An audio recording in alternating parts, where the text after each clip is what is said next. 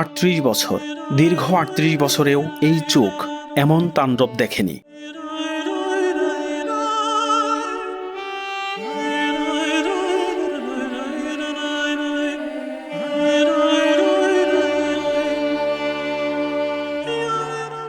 যে নদী একদিন জীবন দিত, সেই নদী আজ কেড়ে নিয়েছে মাথা গোজার শেষ আশ্রয়টুকু।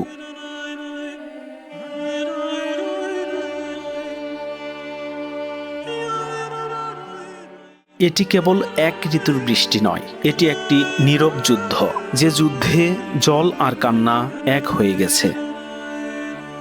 কিন্তু কেন এই আকস্মিক মহাপ্রলয়? প্রকৃতির এই নির্মমতার পেছনে লুকিয়ে আছে কোন রহস্য?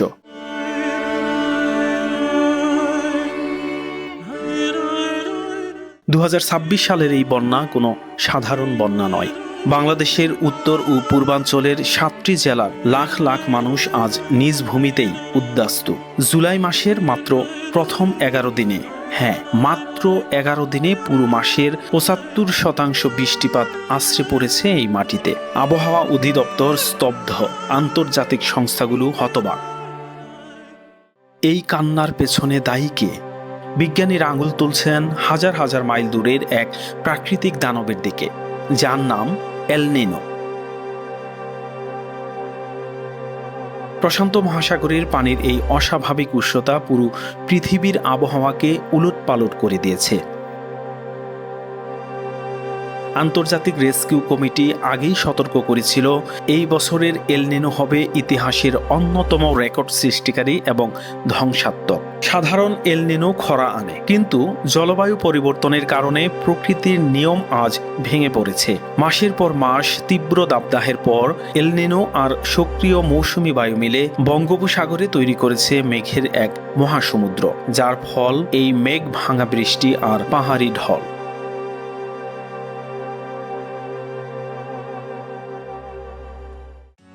প্রকৃতি যখন নির্মম হয়, মানুষ তখন এক হয়। দেখুন এই তরুণদের, দেখুন এই সাধারণ মানুষদের।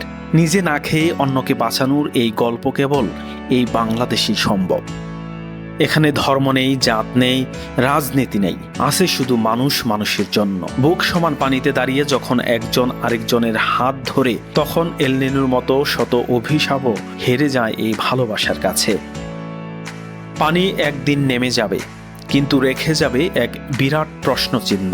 উন্নত বিশ্বের কার্বন নিঃসরণ আর জলবায়ু পরিবর্তনের খেসারত কেন বারবার দিতে হবে এই পলল ভূমির নিরীহ মানুষদের? এল নিনো হয়তো প্রকৃতির নিয়ম, কিন্তু প্রকৃতির এই প্রতিশোধের দায় আমাদের সবার।